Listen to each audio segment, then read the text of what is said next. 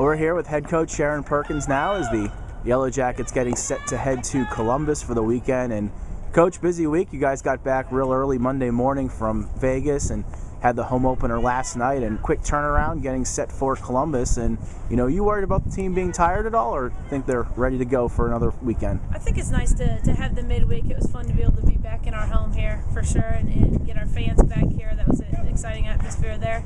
But yeah, it kind of takes a good practice day, I guess, away from you, but it is nice to see some live pitching going into this weekend.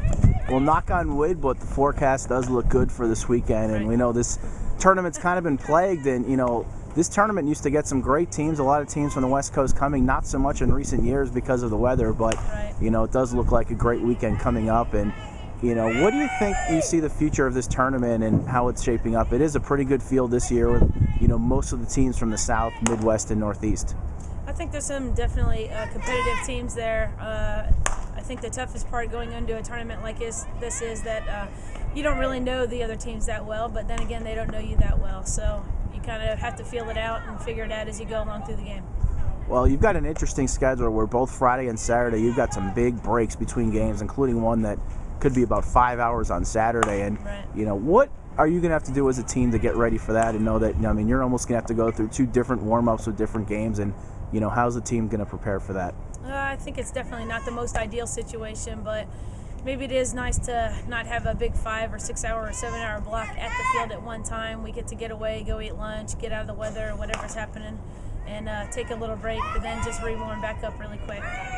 Well, your team is off and running at the plate. Home runs, hit 24 so far in the season, on pace to shatter the school record. I know it's early, but what have you seen so far from this lineup? And really, top to bottom, there's not an easy out in this lineup.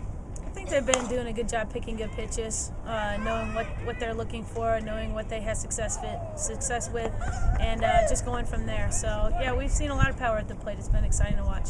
Talk about the pitching, and we saw Jessica Cohen get the start last night. Hope Rush came in and got her first career save, but pitching so far been pretty good, but if there was an Achilles heel, you'd have to say it's been the walks. And what have you been doing so far with the pitchers to try to limit those walks? I think just trying to get ahead in the count. We keep seeming to be falling behind in the count, and that makes it tough to kind of battle back in, because then you still don't want to just pipe it in there. So just trying to get ahead in the count early. Talk about the middle of your lineup. You know what you have at the top with Jen Yee and Kelsey Leisman, Hope Rush, but some people that have really stepped up this year, and Christine Preby and Kristen Atkins and Jessica Sinclair, but I think the biggest has been Kate Kuzma and what she's brought to the plate, and her patience at the plate, drawing walks and really getting on base in the middle of the lineup. Yeah, I think you hit the nail on the head when you said patience. I think a couple of them, especially Preby and Kuzma, have a lot of patience at the plate.